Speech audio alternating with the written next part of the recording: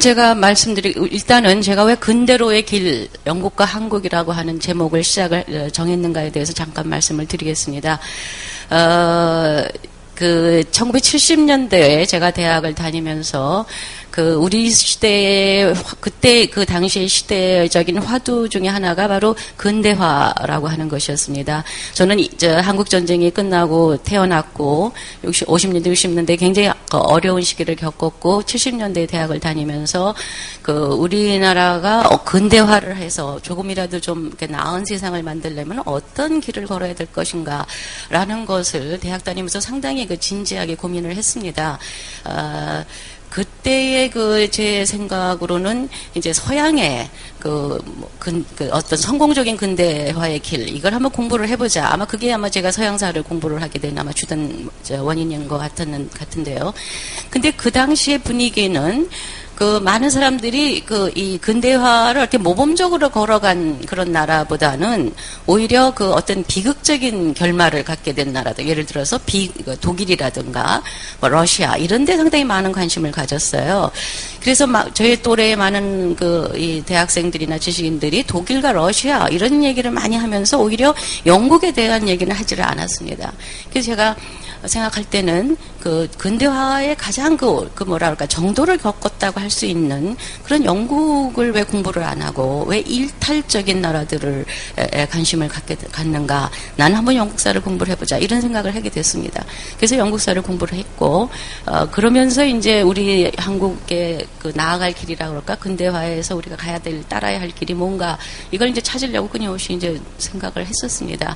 그래서, 지난 한 40년 가까운 동안의 역사를 공부하면서, 제가 가지고 있었던 문제의식, 이런 거를 오늘 여러분들한테 같이 이 질문을 던지고 함께 생각을 하는, 제가 결코 현인은 아니고 여러분들의 아마 함께 답을 구하고자 하는 그런 시간을 가졌으면 하는 생각입니다.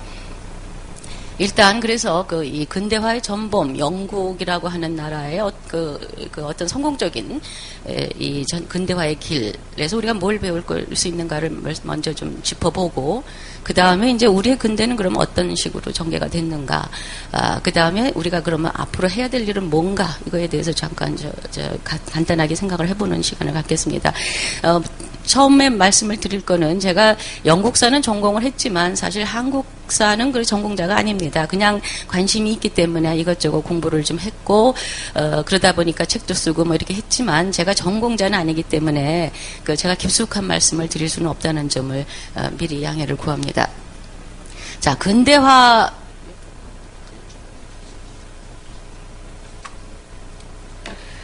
근대화의 전범, 영국, 제가 이렇게 말씀을 드렸는데, 여러분들 다 아시다시피, 영국이라고 하는 나라의 역사에는 최초라고 하는 단어가 여러 번 언급이 됩니다. 우리가 알고 있는 최초의 의회 민주주의, 를 이제 확립을 한 나라가 영국이고, 그 다음에 산업자본주의라는 것도 영국에서 제일 먼저 시작을 했죠. 그래서 전 세계를 이제 상품과 금융의 망으로 영국이 연결을 시켰습니다.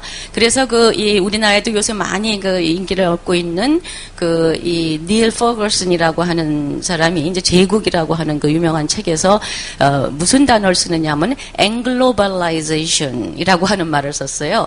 앵글로라고 하는 게 이제 영국을 의미하는 이제 형용사고, 글로벌라이제이션, 그러니까 영국에 의해서 전 세계가 지구화했다. 결국은 이 전 세계가 19세기부터 이미 지구화를 시작을 했는데, 거기에 가장 큰 기여를 한 나라가 영국이다. 이게 이제 닐 퍼거슨이 굉장히 중요한 이 주장 중에 하나입니다. 물론 이제 굉장히 적극 긍정적인 면에서 앵글로발라이제이션이라는 말을 쓸 수 있겠죠. 제국주의에 대해서 반대하는 사람들은 또 영국의 제국이 남겨놓은 어떤 부정적인 면을 이제 강조를 하겠지만, 퍼거슨은 여러분들 알다시피 좀 보수적인 학자고, 그래서 앵글로발라이제이션이라고 하는 개념을 상당히 긍정적으로 평가를 합니다. 자, 어쨌든 영국이 산업자본주의를 통해서 이 전 세계를 상품과 금융의 망으로서 연결시킨 것만은 사실입니다. 자, 영국은 또한 과학과 기술의 선구자였죠. 그래서 물론 사람들에 따라서 가장 위대한 과학자가 누구냐? 라고 했을 때 여러 대답이 나올 수가 있겠지만, 대체로 많은 사람들이 그중 다수가 어그리하는 것이 동의하는 것이 바로 누굴까요? 뉴턴과 다윈인데 이 두 사람이 전부 다 영국 출신이다, 영국인이다라고 하는 것이 그 영국이 그 어떤 세계 그 과학에 끼친 그 공헌이라고 그럴까? 이거를 이제 우리가 생각을 할 수가 있는 것이죠. 자, 과학의 선구였으면서 동시에 이제 그 기술적으로도 영국이 이제 최대의 혹은 가장 앞서간 그런 나라였다는 것이죠. 그래서 최초의 전기기관과 철도가 영국인들에 의해서 부설이 됐습니다. 자, 그 결과 이제 인류 역사상 최대의 제국을 만드는 거 여러분들 다 아시죠? 자, 그래서 이 영제국이 가장 팽창했을 때에 19세기 말 20세기 초에 영제국은 그 대영제국이라고 이렇게 보통 말하는데 영제국은 전 세계 지표의 4분의 1. 그 다음에 전 세계 인구의 4분의 1을 식민으로 가지고 있었습니다. 그럴 정도로 로마 제국이 감히 상상도 언급을 할 수 없을 정도로 그렇게 이제 대제국을, 만들어낸 것이 바로 영국인이었습니다. 자, 철도와 해저 전신이라고 하는 또 굉장히 그 실용적인 전 세계적인 망을 통해서 하나의 교통망과 통신망으로 이제 이 전 세계를 통합을 시켰다. 이게 바로 이 1860년대에 해저 전선을 부설하는 그런 그림, 이제 사진 모습입니다. 제가 서양사를 가르치면서도 제일 뭐라 그럴까요? 미스테리어스한 것 중에 하나가 바로 해저 전선이에요. 그래서 1860년에 벌써 아일랜드하고 영국을 이제 잇는 해저 전선을 이제 완성을 시키고, 그 다음에 이제, 인도까지도 이제 해저 전선을 이제 확충을 하는데, 그걸 보면서 도대체 1860년 전에 이 바다를 통해서 이렇게 전선망을 깐다고 하는 생각을 할 수 있을 정도의 그런 어떤 모험적이고 선구적인 사람들. 그게 바로 영국인이었구나 하고 제가 번번이 감탄을 합니다. 이러한 업적을 이뤘기 때문에 영국인들은 자신들을 인류 역사상 가장 위대한 국민이다, 이렇게 얘기를 했어요. 영국인들이 스스로를 이렇게 칭했을 뿐만 아니고 전 세계 다른 나라 사람들조차도 인류 역사상 가장 위대한 국민이 바로 영국이다, 신의 어떤 선택을 받은 민족이다, 이렇게 이제 사람들이 영국인들을 지칭을 했습니다. 그렇기 때문에 그 사람들은 자기들에 대한 자부심이 굉장히 강하죠. 자본심, 이 영국인들이 가지고 있었던 자부심, 그것이 영국인들의 가치, 이것이 바로 이제 또 뭐가 있느냐 하면은 이런 모든 것들이 자신들의 근면과 또 자기 셀프 헬프, 자조, 그 다음에 이런 것들에 의해서 이제 자신들이 그렇게 위대한 국민이 됐다, 이렇게 생각을 한 것이죠. 그래서 그러한 자신들의 위대한, 습성과 가치를 전 세계에 퍼뜨려야 된다. 이것은 사명이다. 라고 하는 그런 이제 또 약간의 왜곡된 그런 자부심을 가지고 있었습니다. 의무감을 가지고 있었습니다. 그래서 보통 이제 백인들이 이 황인종이나 그런 전 세계 나머지 비백인들에 대해서 가지고 있는 사명감을 우리가 이제 문명화의 사명이라고 얘기를 하는데, 특히 이 문명화의 사명을 가장 강하게 어떤 종교와 같이 느꼈던 사람들이 바로 이제 영국인들이었습니다. 이런 모든 것들을 이루게 된 조건이 뭐였는가?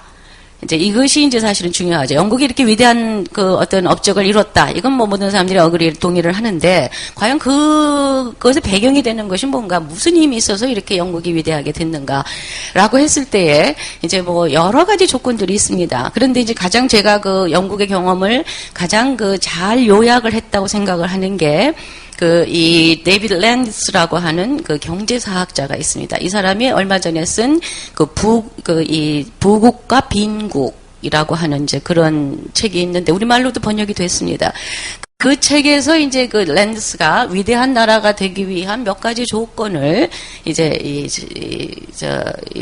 열거를 했습니다. 그 중에 가장 중요한 것이 이 개인의 자유를 이제 존중을 해주는 나라가 이제 잘 되는 나라다 하는 것이죠.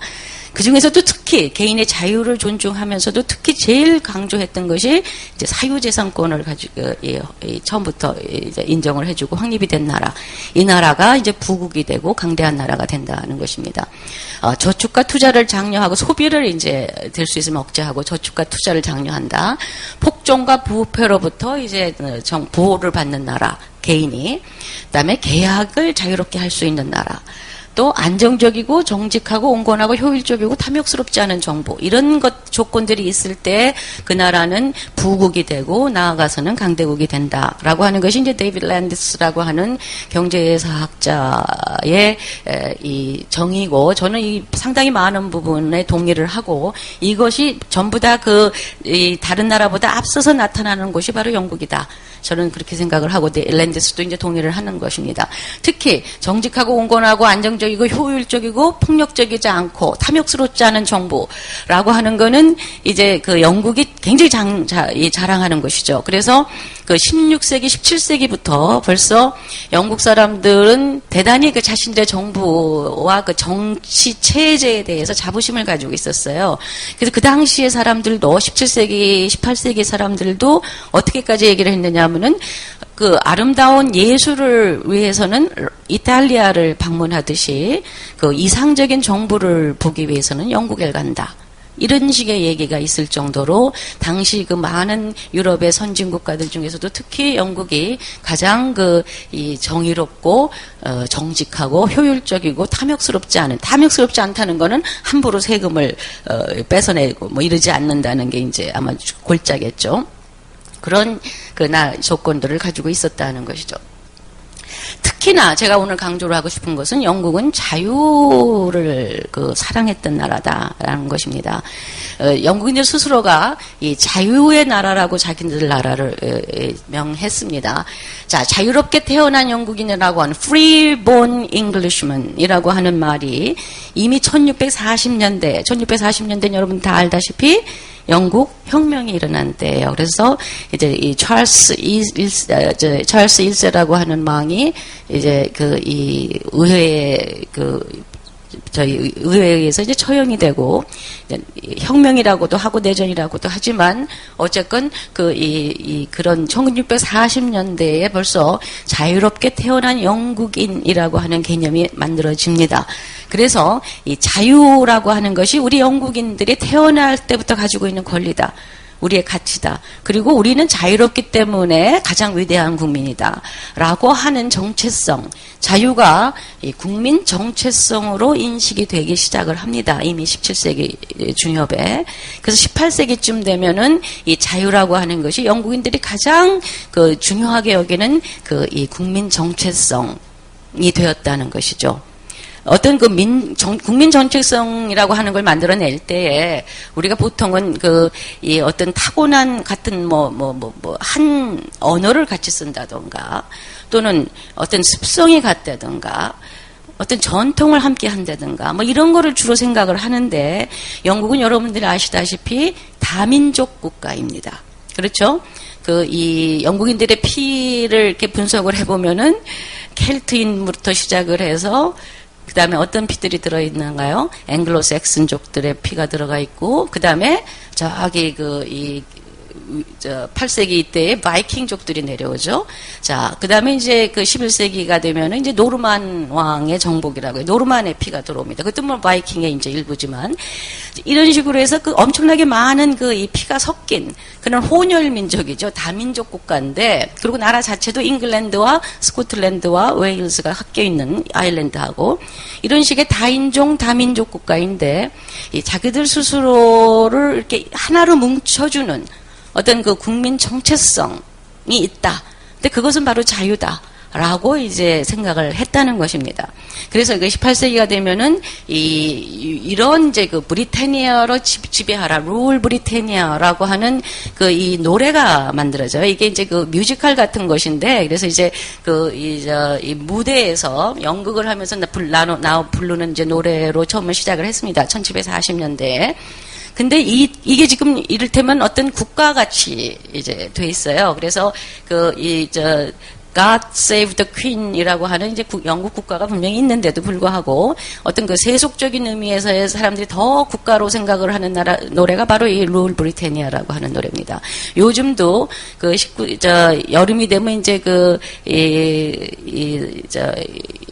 포럼이라고 이제 음악 축제가 열리는데 그때 이제 뭐 마지막 날 모든 사람들이 일어나서 이제 힘차게 부르는 노래가 바로 이 룰 브리테니아라고 하는 노래예요. 무슨 일이 벌어졌을 때마다 나와서 사람들이 대중 거리에 몰려 나와서 부르는 노래가 바로 룰 브리테니아라고 하는 노래인데 이 노래의 그 가사가 바로 이겁니다.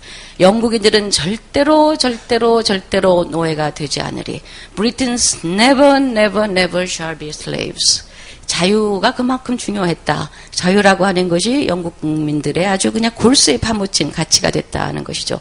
이 그림을 보시면은 이게 이제 그 브리튼을 상징하는 그 브리테니아라고 하는 그 이 의인적인 상징입니다. 항상 그 브리튼을 상징하는 것은 여성이고 이 사람은 이제 삼지창을 가지고 있어요. 그리고 이제 헬멧을 쓰고 있죠.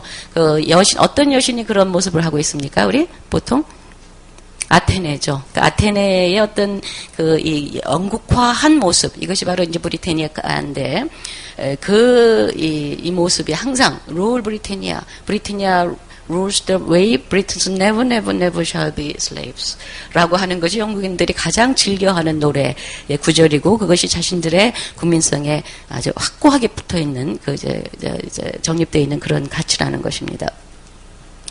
자, 이렇게 자유의 나라이기 때문에 영국은 이민을 아주 근대 초부터 환영을 했습니다. 그래서 세 가지 종류의 이제 영국의 자유를 찾아서 오는 세 가지 종류의 사람들을 우리가 역사적으로 구분을 할 수가 있는데 첫 번째는 종교적인 망명자들입니다. 그래서 이미 16세기는 바로 다 아시다시피 이제 그 종교 개혁이 시작을 하고 개신교가 이제 가톨릭교들하고 이제 엄청나게 이제 투쟁을 하던 이런 때죠. 자, 그런 그 16세기에 이제 대륙으로부터 이제 이 개신교도들이 이 종교적 자유를 갈망하면서 영국으로 옵니다. 그 대표적인 사람들이 프랑스 지방에서 온 위그노라고 하는 부르는 이제 개신교도들이죠. 자, 그 사람들이 이제 와서 영국을 상당히 번영하게 만드는데 일조를 하는데 하필이면은 이 유럽 대륙에서 이 개신교도로 개종을 한 사람들, 종교개혁 후에 개신교로 개종을 한 사람 등의 많은 사람들이 이런 부류의 사람들이었어요. 이 기술을 가지고 있는 장인들, 숙련공들, 그 다음에 이제 돈을 꽤 가지고 있었던 부자들, 이런 사람들이 이제 종교적인 가톨릭교의 탄압을 피해서 영국으로 망명을 옵니다. 그들이 가지고 온 기술이 이런 것들이 있었어요. 양털 염색. 영국이 이제 지금부터 가보시면 양을 굉장히 많이 키우죠. 그런데 이 양모를 생산을 하지만 중세에 영국이 번영을 가져온 가장 중요한 것 중에 하나가 바로 양모 생산입니다. 그런데 염색과 나머지 공정을 잘 하지 못했기 때문에 영국은 양모를 생산해가지고 그걸 대륙으로 보냈어요. 이태리나 플랑드르 지방으로 보내서 거기서 이제 염색을 하고 마무리를 하고 다시 영국 사람들이 사다 쓰는 수입을 하는 이런 공정을 거쳤는데 해필이면 이 종교적 망명을 온 사람들이 이런 기술들을 다 가지고 왔다는 것입니다. 그래서 이 양털 염색 기술, 그 다음에 실크 산업의 기술자들 또는 시계 제조업자들, 어떤 이유인지는 모르지만 이 시계 제조업자들 중에서 특히 개신교도들이 많이 나옵니다. 가톨릭 교도들은 시간에 대해서 별로 그렇게 엄정한 생각을 갖고 있지 않았는데 반해서 개신교도들이 상당히 그 시간을 중요시하는 그런 성향을 가졌다고 이제 학자들이 이제 분석을 합니다. 자, 그래서 그런 시계 제조업자들 또는 금융업에 종사하는 사람들, 이런 사람들이 16세기에 이미 영국으로 망명을 오면서 이들이 영국의 이 번영에 이제 굉장히 중요한 역할을 합니다. 그 다음으로 이제 주로하게 영국에 오는 사람들이 정치적인 망명자들이죠. 그래서 여러분들 다 아시는 프랑스의 계몽 철학자인 볼테르 같은 사람들도 이제 탄압을 피해서 영국에 와서 몇 년씩이나 있다 가죠. 볼테르가 정말 존경했고 했던 나라가 바로 영국입니다. 그래서 영국과 같은 자유의 나라, 영국과 같은 모든 것이 이루어지는 가능한 나라, 이게 왜 프랑스에는 불가능한가? 이게 이제 볼테르가 가지고 있었던 큰 문제점 중에 하나였어요. 자, 그런 정치적 망년, 여러분들 아시다시피 러시아의 유명한 혁명가들도 전부 다 그 러시아 혁명가들 이전에 유명한 칼 막스, 레닌, 뭐 크로포킨 이런 사람들 전부 다 런던에서 망명을 했죠. 자, 이런 이 자유의 나라, 자유라고 하는 것을 가치로 가지고 있는 영국에 들어온 많은 사람들이 이제 영국인으로서의 정체성을 얻게 되고 영국의 번영에 이제 도움을 줬다는 게 이제 제 말씀입니다. 마지막으로 우리가 이제 그 영국으로 건너온 사람들의 한 부류가 1945년 이후에 들어온 그 식민지로부터의 이민들이에요.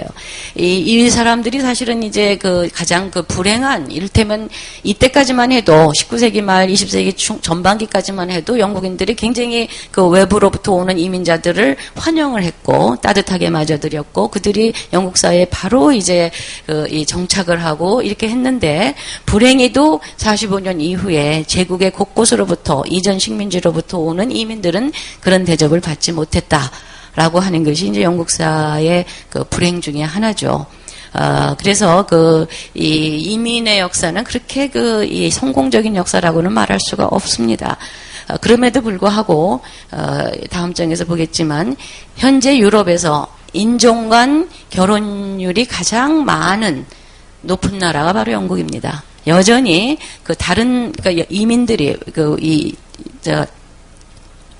황인종이나 흑인종이나 이런 비백인들이 이제 이민을 와서 전에 망명자들처럼 그렇게 또 환대를 받지는 못했지만 그럼에도 불구하고 다른 어떤 나라들보다 프랑스, 독일 뭐 이런 나라들보다 인종 간 결혼율이 가장 높은 나라가 아직도 영국이다라는 의미에서 그 영국인들의 그 자유에 대한 그 어떤 가치는 아직도 유지가 된다 이렇게 말을 할 수가 있습니다. 자, 그래서 이 영국인들은 자신들의 정체성을, 국민 정체성 얘기를 제가 이제 자유를 기반으로 하는 국민 정체성 얘기를 했는데, 이 개방된 정체성, 이 어떤 국민 정체성이라고 하는 것이 이렇게 닫혀져 있고, 고정적이고, 더 이상 변하지 않고, 이런 것이 아니고, 항상 열려 있고 언제든지 변하는 개방된 것이다. 이런 생각을 이제 가졌다는 것입니다. 중요한 것은. 그래서 이 다니엘 디포 로빈슨 크루소라고 하는 유명한 소설을 썼던 그 다니엘 디포가 바로 이제 1709년에 쓴 팜플렛이 있어요. 그래서 그때 이제 다니엘 디포가 한 말이 뭐냐면은 나라의 문을 외국인들에게 개방한 것이 우리의 부와 발전의 가장 직접적인 원인이 되었다. 그러니까 더 많은 개방성을 우리가 이제 보장을 해야 된다. 디포가 이런 말을 한 이유는 이때쯤 되면 이제 영국인들 사이에서도 이제 너무 외국인들이 많이 들어와서 설친다. 이제 영국인들의 순수성을 우리가 유지를 해야 된다. 이런 이제 목소리가 좀 강해지기 시작을 했습니다. 그것에 대해서 이제 디포가 이 개방성을 이제 내세우면서 반박을 한 것이죠. 자, 유명한 작곡가 핸델은 이 영국 영국의 이제 왕을 따라서 이제 조지 2세를 따라서 이제 왔는데 어느 정도로 이 영국 사회에서 확립이 돼 있었느냐면 지위가 핸델만큼 철저하게 영국인인 사람도 드물다. 그런 말을 당시에 들었습니다. 그리고 핸델이 죽고 나서는 웨스트민스터 사원이라고 하는 영국인들의 가장 위대한 인물들이 이제 안장되는 그곳에 이제 안장이 되는 이런 이제 중요한 인물이 된 것이죠. 자, 그래서 이 개방된 영국성과 자유라고 하는 것이 영국을 위대하게 만드는데 가장 큰 공헌을 했다라고 하는 것이 제가 분석하는 바입니다. 자, 이런 자유라고 하는 것에서부터 이제 바로 영국의 이념, 영국이 낳은 가장 중요한 이념인 자유주의라고 하는 것이 나오게 되는 것이죠.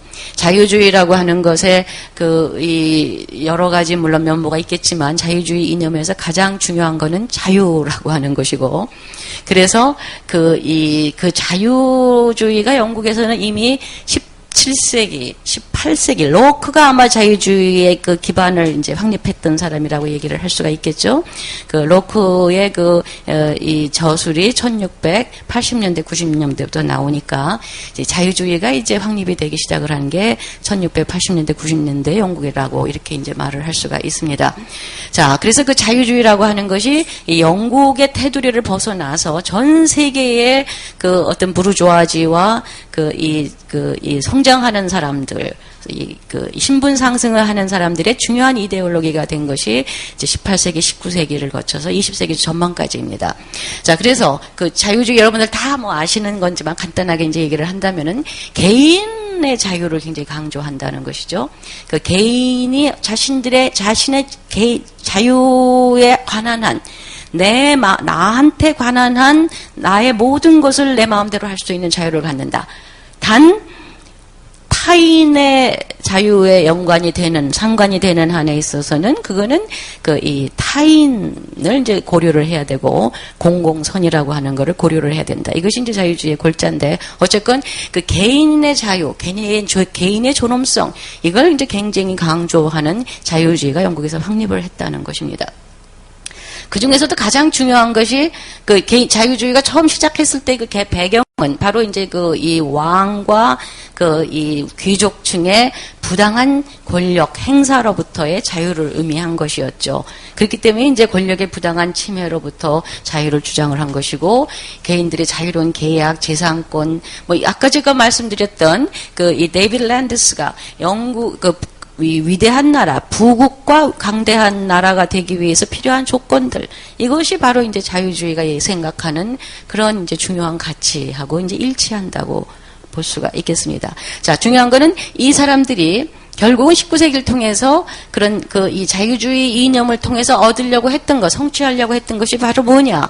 능력과 노력에 의한 성취라고 하는 것입니다. 태어났을 때부터의 어떤 조건, 신분, 이게 중요한 것이 아니고, 능력과 노력에 의해서, 충분히 자신의 능력과 노력에 의해서 성취할 수 있고, 인정받을 수 있는 것. 이것이 바로 이제 자유주의가 원하는 세상이었고, 그것이 바로, 부르주아지가 원했던 세상하고 일치를 하기 때문에 19세기, 18세기, 19세기를 통해서 부르주아지가 자신들의 이데올로기로 자유주의를 이제 받아들이게 되는 것이죠. 자, 그런데 이렇게 개인의 자유, 개인의 존엄성 이것만 강조를 하면은 사회가 굉장히 파편화될 수도 있을 것 같아요. 그래서 요즘에 이제 이 사회의 파편화를 걱정하는 사람들이 이제 민족주의를 들고 나옵니다. 제가 나중에 잠깐 말씀을 드리겠지만 요즘에 종북주의자들이 하는 이 주장 중에 하나가 바로 뭐냐면은 민족의 공동체, 민족 공동체를 여전히 강조해야 된다. 왜 그러느냐 하면은 우리 사회가 지금 너무 파편화되어 있기 때문이다. 이런 말을 하고 있어요. 자, 그런데 개인의 파편화가 문제가 된다고 하고 그것이 걱정이 된다고 하면은 그거는 다른 의미에서의 어떤 공동체를 만들어낼 것이지.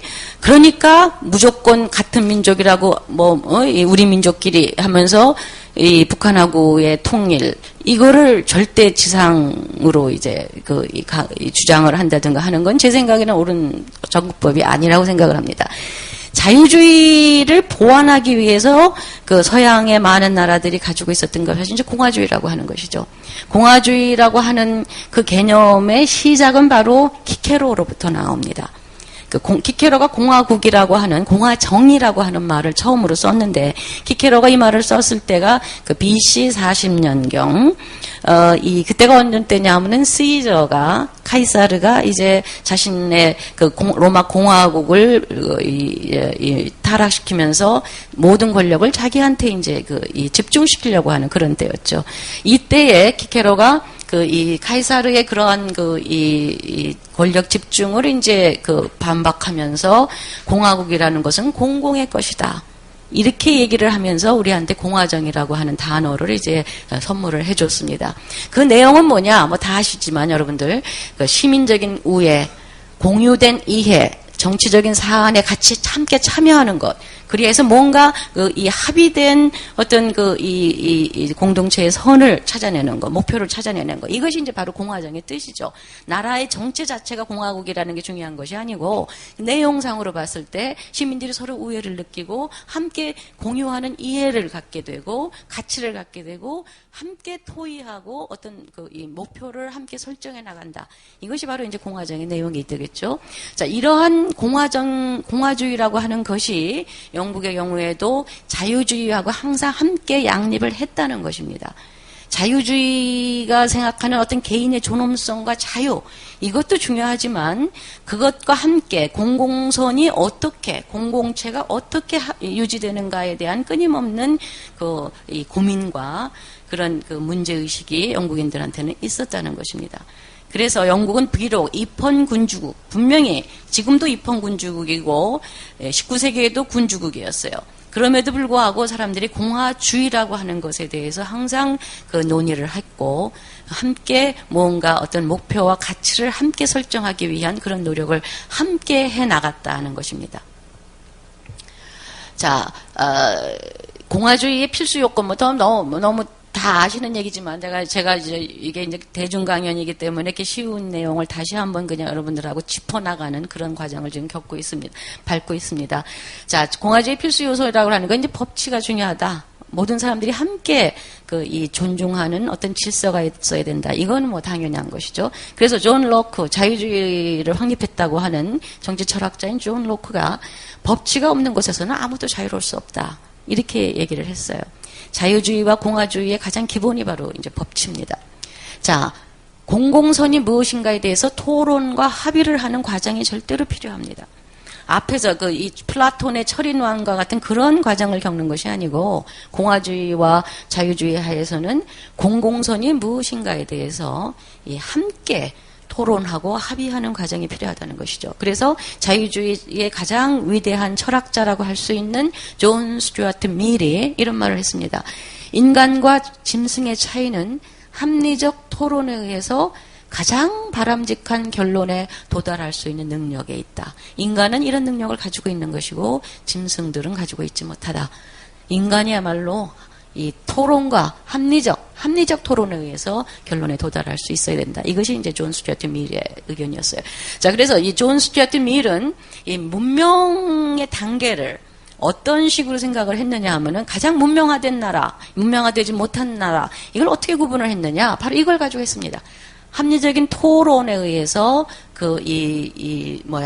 결론에 도달할 수 있는 나라, 있는 사회, 그거는 문명화된 사회고, 그렇지 않은 사회는 문명화되지 않은 사회다. 이렇게 이제 존 스튜어트 밀은 한마디로 굉장히 명쾌하게 결론을 내렸어요. 자, 이런 미덕을 갖추는 사람들을 위해서는 시민을 양성하기 위해서는 당연히 교육이 필요한 것이죠. 자, 그래서 이 공화주의의 필수 요소는 법치와 공공선에 대한 토론과 합의의 과정, 그 다음에 그러한 시민을 양성하기 위한 교육, 이것이 이제 필요하다고 하겠습니다. 자, 그런데 이 영국의 얘기를 지금 제가 쭉 해봤어요. 자, 그럼 우리의 역사는 어떻게 봐야 되는가? 우리 역사는 제가 볼 때의 특징은 봉건 시대에서 식민지 시대로 그대로 이행했다고 하는 것입니다.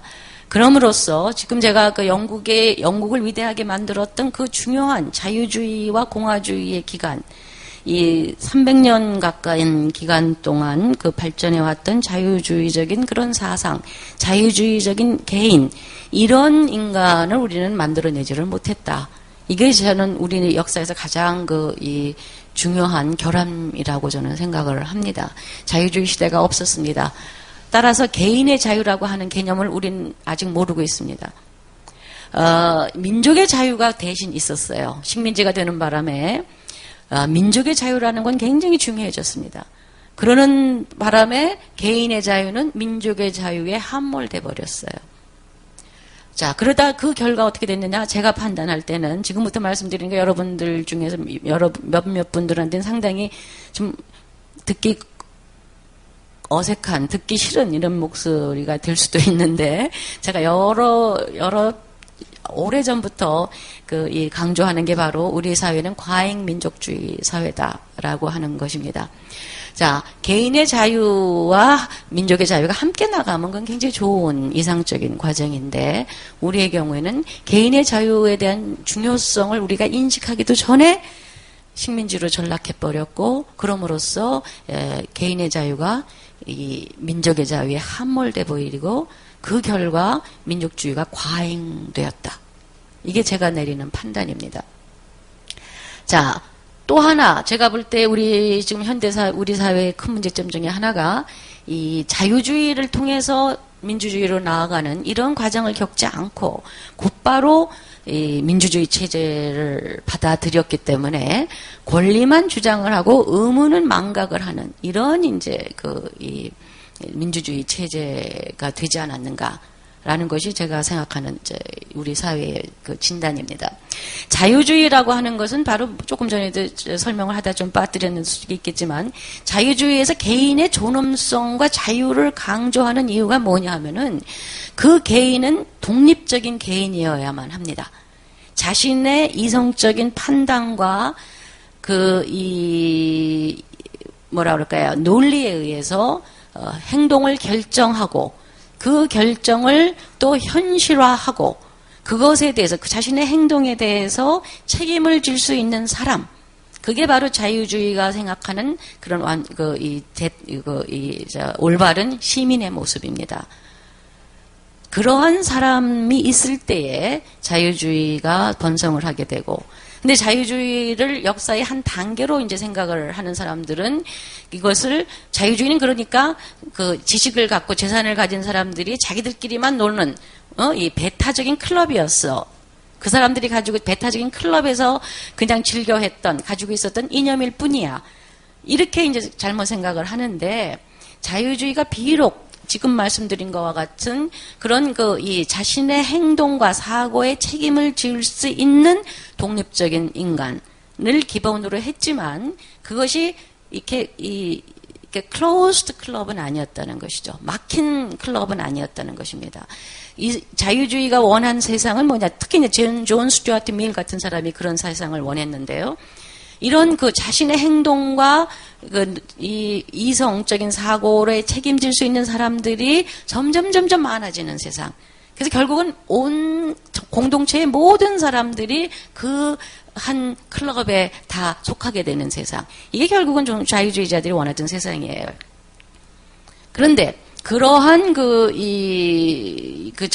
점진적인 그런 교육과 토론과 합의의 과정을 거쳐서 그런 개인들이 공동체에 속하고 공동체의 시민으로서 사회의 시민으로서의 권리와 의무를 함께하는 이런 사회가 점진적으로 만들어진 영국에 비해서 우리는 그런 사회를 굉장히 건너뛰었다. 이것이 이제 제가 생각하는 우리의 역사의 그 비극 중에 하나인 것이죠. 자. 19세기 말 우리가 이제 과잉민족주의 제가 그런 말씀을 드렸는데 19세기 말 20세기 초에 조선을 방문한 우리 한반도를 방문한 외국인들이 우리를 어떻게 봤는가 일단은 한번 잠깐 좀 예를 들어볼까요? 자, 문명 퇴화의 아주 전형적인 예가 바로 조선이다. 이렇게 외국 사람들이 말을 했습니다. 우리가 한때 대단히 발달된 문명을 가지고 있었다고 이 서양 사람들 알고 있었어요. 19세기 말 20세기 초에 우리 조선을 방문했던 사람들은 일본과 중국과 한국의 이런 소통 관계, 문화권, 이걸 잘 알고 있습니다. 그래서 우리가 중국의 문명을 일본에 전화해주고, 우리가 일본보다도 훨씬 더 발달된 문명을 가지고 있었다는 것을 서양 사람들이 알고 있었습니다. 그런데, 일본은 명치 이신 후에 아주 급격하게 근대화를 하고 문명화를 하는 데 비해서 조선은 오히려 퇴보하고 있다. 이것이 그들의 판단이었던 것이죠. 그래서 문명 퇴화의 전형적인 예가 바로 한국이다. 이렇게 얘기를 했습니다.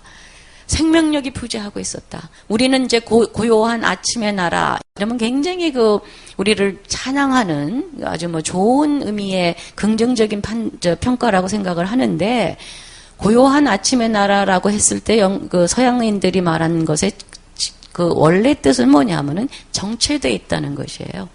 발전하고 있지 못하고 정체 내지는 퇴보하고 있다. 그게 사실은 그들의 원래 뜻입니다. 자, 그런 생명력의 부재, 단조로움, 정체 이것이 이제 조선을 바라보는 서양 사람들의 눈이었습니다. 어떤 사람, 혹자는 이렇게까지 얘기했어요. 이 세상에서 가장 잘못 통치되고 있는 나라가 바로 조선이다. 유명한 여류 탐험가이고 지리학자이고 아주 유명한 이사벨라 버드 비숍이라고 하는 여인이 있죠. 이 사람이 영국의 그 로얄 소사이어티 오브 지오그래피라고 하는 아주 명망 높은 그 협회가 있는데 거기에 이제 여성으로서는 최초의 회원이 된 사람입니다. 이 비숍 여사는 일본에도 다녀갔고 한국에도 4차례나 왔었습니다. 그 비숍 여사가 쓴 책이 바로 이제 한국을 다녀가서 쓴 책이 다 여러분들 다 아시죠? Korea and Her Neighbors. 조선과 그 이웃 나라들이라고 하는 책이고 영국에서 이 책이 베스트셀러에 가까웠게 될 정도로 많이 팔렸어요. 그런데 그 비숍 여사가 이 책에서 굉장히 비판하고 있는 게 바로 양반 계층입니다. 그래서 이 양반에 대해서 한마디로 비숍은 뭐라고 판단을 하고 있느냐면 자신의 생계를 위해 일하는 것을 끔찍하게 생각하는 사람들이다. 이럴 정도로 조선의 양반들은 엘리트로서의 어떤 이 가치를 가지고 있지 못한 사람들이다. 이게 이제 비숍의 아주 냉정한 판단이었어요. 자, 그런 사람들 밑에서 희생양은 결국 누구냐? 국민이죠. 지치고 슬프고 멍하고 무관심하고 멜랑거리하고 이런 것이 바로 서양 사람들의 눈에 비친 조선 사람들의 일반 대중의 모습이었습니다. 자, 저는 그것 중에 하나를 그 유교 문화의 이 원인이 있지 않은가라고 생각을 합니다. 이 유교 문화에서 제일 중요한 것이 이게 수신제가, 치국평천하. 지난번에 김우창 선생님께서 이제 그런 그 중요한 유교 국가의 이상에 대해서 말씀을 하셨는데, 제가 볼 때는, 외람되지만, 제가 볼 때는 수신제가에서 그냥 끝나버린 것 같아요. 치국평천하까지 가지를 못한 거. 이상은 수신제가 치국평천하였지만, 현실적으로는 조선의 유교 그 문화권에서 일어난 일은 무엇이었냐 하면은, 이 치고까지 가지를 못했다. 가문에서 그냥 끝나버린 게 아닌가 하는 게 제 생각입니다. 그래서 서양 사람들의 눈에 봤을 때에 이 19세기 말 20세기 초에 이 한국인들 모든 사람들한테 애국심이 없었다라고 서양 사람들은 판단을 합니다. 가문이 최고였다. 그들한테는 어떤 누구들을 봐도 가문이 최고지 자기 자신과 가문의 영광이 중요하지 나라 걱정은 별로 안 하는 것 같더라. 나라가 좀 망하기 일보 직전인데 이런 것입니다. 제가 언젠가 조선일보 칼럼에도 한번 썼지만 분명히 공이라고 하는 것이 중요시 됩니다. 유교 문화에서 치국평천하 중요하죠. 그런데 문제는 뭐냐? 이 공을 구성하는 가치들이 충돌했을 때에 무엇이 우선권을 갖느냐는 것이죠. 자, 효와 충이 같이 중요한데 두 개가 충돌을 했을 때 뭐가 더 중요하냐? 효가 더 중요하다는 것입니다. 자, 그래서 예를 들어서 이제 의병대장 이인영이라고 하는 분이 1908년에 을사보호조약이 이제 강제로 맺어진 다음에 의병이 곳곳에서 일어나죠. 가장 큰 규모의 의병을 이끌었던 분이 바로 이 이인영이라는 분입니다. 이분이 이제 의병을 이끌고 이제 서울로 진격을 해오다가 아버지가 돌아가셨다는 소식을 들으니까 하늘이 무너졌다. 그러고는 고향으로 돌아가 버렸어요. 자, 이럴 때 아주 대표적으로 효와 충이 충돌했을 때 뭐가 중요한가가 여기서 바로 드러난다는 것입니다. 이렇기 때문에 이 서양 사람들이 봤을 때에 조선 사람들은 모두 다 가문 단위로 행동을 하는 것 같다. 이렇게 얘기를 했습니다. 나라에 대한 애국심 이거 없더라. 고종의 왕비 민씨도 저는 아주 대표적인 그런 인물이라고 생각을 합니다. 고종의 명성황후라고 그래서 굉장히 요즘 막 길이고 뮤지컬도 나오고 영화도 나오고 드라마도 나오고 그러는데 제가 이때에 19세기 말 20세기 초에 적어도 서양 사람들이 쓴 상당히 많은 사료를 제가 봤다고 자부를 하는데 거기서 그리고 있는 이 민황후의 이 모습은 하나같이 이 자신과 자신의 자식과 가문밖에는 모르는 사람이었어요. 감히 저는 그렇게 얘기를 할 수가 있습니다. 적어도 제가 본 사료에 의하면은. 자, 이런 식으로 해서 그것이 바로 이제 그 유교 문화의 어떤 잘못된 이 폐해가 사회 전체에 미친 것이 아닌가. 저는 그렇게 이제, 물론 저는 한국사 전공자가 아니고, 많은 분들이 저한테 반박을 하면 제가, 이렇게 이 반박을 할 그 근거는 그렇게 많지는 않습니다. 그렇지만, 저는 제가 볼 땐 적어도 그렇다고 저는 감히 말씀을 드리겠습니다. 자, 서양 사람들은 그래서 엘리트나 대중 모두 조선 사람들한테는 애국심이 부족하다. 어차피 독립국의 자질을 가지고 있지 못하다. 이게 그들의 판단이었어요. 그래서 외부로부터 스스로 개혁을 할 수 없으면은 외부로부터의 개혁이 필요하다. 그래서 일본의 이 식민 체제를 그 사람들이 잘했다고는 안 하지만요. 적어도 영국 사람들의 경우에 잘했다고는 안 하지만 어쩔 수 없는 필연으로서 받아들였다는 것입니다. 그래서 이게 1910년에 이제 한일 합방이 되고 났을 때에 영국의 외교관이 보낸 글입니다. 지난 30년간의 경험은 조선이 독립국이 되어야 하는가의 문제가 아니라 어느 강대국의 손아귀에 들어가는가의 문제임을 보여준다. 어쩔 수 없는 일본의 손에 들어가 어쩔 수 없는 사필 규정이다. 이것이 이제 서양 사람들의 판단이었습니다. 자, 이러한 과정을 겪어서 이제 식민지가 됐습니다. 그러다 보니까 이제 개인의 자유라고 하는 것이 이미 미처 우리가 개인의 자유가 무엇인가를 알지도 못하는 사이에 그냥 남의 나라의 식민지가 돼버리고 민족의 자유가 중요시가 되는 이런 단계로 넘어가게 된 것이죠. 자, 민족주의는 저는 여러 번 말씀을 드렸지만 여러 자리에서 민족주의는 순기능과 있고 민족주의에는 순기능이 있고 역기능이 있어요. 순기능이라고 하는 거는 모든 한 민족이 통합해서 이방 세력을 쫓아낸다든가, 식민 세력에 저항을 한다든가, 한 민족이 뭉쳐서 합심해서 근대화를 이루어낸다든가, 이런 거는 민족주의의 좋은 순기능입니다. 그런데 역기능이 있다고 하는 거를 우리 한국 사람들이 상당히 많이 이제 간과하고 지내는 것 같습니다. 민족주의의 역기능은 뭔가? 제가 생각하는 가장 중요한 역기능은 이겁니다.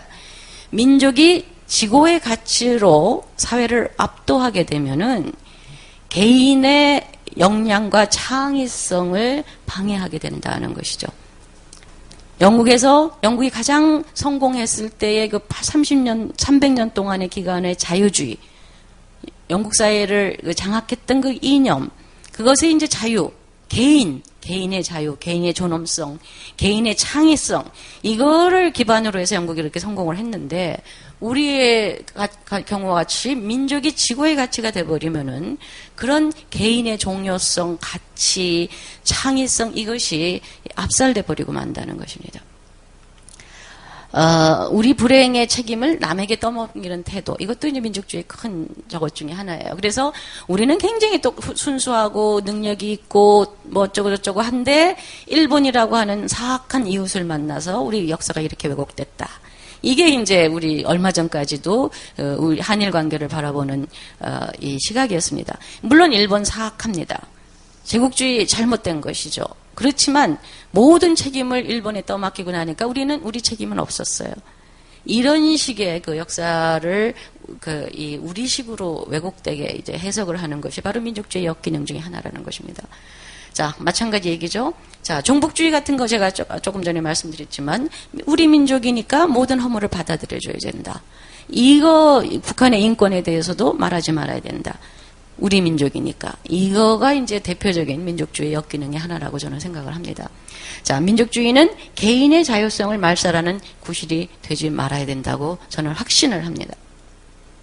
자, 시간이 별로 없는 것 같아요. 한 10분 동안에 끝내야 되는데 다 아는 얘기니까 이건 빨리빨리 넘어갑시다. 자, 민주주의가 이제 저희는 또 이제 우리가 이제 민주주의를 우리 힘으로 쟁취하지 못하고 이 주어진 걸 그냥 받아들임으로써 이제 우리가 민주주의에 대해서 심각하게 고민하고 뭐라 그럴까요? 토론하고 이런 단계를 거치지 못했다는 걸 제가 이제 말씀을 드리고 싶은 것인데, 민주주의라고 하는 게, 그리고 일단은 제가 중요하게 생각하는 거는 뭐냐면 그게 뭐 이렇게 최선의 정체는 아니에요. 가장 덜 나쁜 제도이기 때문에 민주주의를 시행하고 있는 것이고, 그러면 뭐 제일 좋은 점가 뭐냐? 없죠, 사실은. 가장 덜 나쁜 제도이기 때문에 민주주의를 지금 모든 나라가 21세기 들어서도 지금 시행을 하고 있지만, 이거 자체가 무슨 완전 선은 아니다라고 하는 걸 우리가 항상 기억을 해야 된다는 것입니다. 자, 넘어가죠. 민주주의라고 하는 그냥 최소한을 보장을 한다는 것입니다. 거기에 뭔가 이 플러스 알파가 있어야지만 민주주의가 제대로 된 제 역할을 한다는 것이 제 생각입니다. 자, 민주주의 문제점, 뭐 여러분들 다 아시겠지만, 한 가지, 대표적인 게 바로 이것이죠. 다수의 의견이 항상 공공선과 일치하지 않는다. 그래서, 이 의견이 항상 공공선과 일치하지 않는 이유는 뭐냐 하면은, 이 소수와 다수. 시간을 20분 더 해도 된다고 하시는데, 뭐 짧게 끝내죠.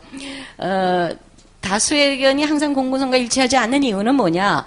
이 엘리트와 대중이 가지고 있는 지식과 정보가 서로 차이가 있기 때문. 이게 이제 가장 중요한 정치학자들이 생각하는 이 민주주의의 문제점 중에 하나죠.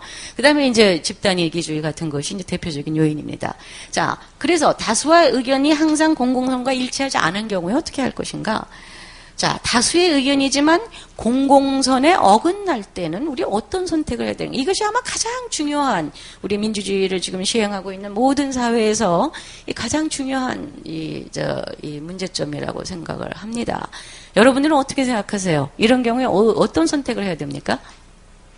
누가 한번 좀 대답을 해주시면 좋겠네. 다수의 의견이지만 공공선에 어긋난다. 이럴 경우에는 어떤 선택을 해야 됩니까?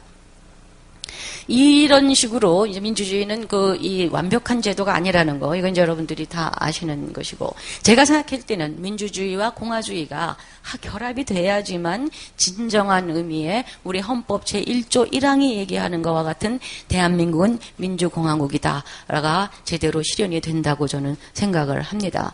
그래서 공화주의라고 하는 건 아까도 말씀드렸지만 사적 이익과 공익을 함께 실현하는, 지혜롭게 조화시킬 수 있는 능력, 이게 가장 지금 현재 우리 사회, 우리 시민들이, 대한민국의 국민들이 가장 필요로 하는 덕성이 아닌가. 미덕을 갖춘 시민이 자신의 사적 이익을 조금 양보하여서 전체의 이익을 도모하는 것, 이것이 지금 우리 사회에서 굉장히 부족하지 않은가. 제가 여러 곳에서 글을 통해서 전달하려고 하는 메시지가 바로 이것이었습니다. 양보라고 했지 저는 희생이라고는 안 했습니다. 개인의 사적 이익을 희생해서 전체를 도모하는 그거는 민족주의의 역기능이고, 파시즘, 전체주의, 그런 것으로 흐를 수밖에 없어요. 희생이 아니고 양보를 해서 전체 이익을 도모하는 것, 이것이 중요하다고 저는 생각을 합니다. 자, 그런데 그렇다면 요즘 이제 그렇게 되면 너무 전체의 힘을 강조를 하다 보면은 이제 국가가 너무 중요하게 되고, 모든 것을 국가가 압도하게 되는 국가주의로 흐르지가 않는가. 이게 이제 또 요즘 공공선을 강조를 한다든가 공화주의를 강조를 하면 그것에 대한 반박으로서 나오는 이제 문제 제기죠. 자, 국가주의로 흘러서도 안 되겠죠. 국가주의도 역시 우리가 피해야 하는 전체주의의 한 상이라고 저는 생각을 합니다. 다만 국가는 뭐냐? 개인의 권익을 보호하기 위해서는 절대로 필요한 존재고, 국가가 그 이상을 담당해서는 안 된다고 저는 물론 생각을 합니다.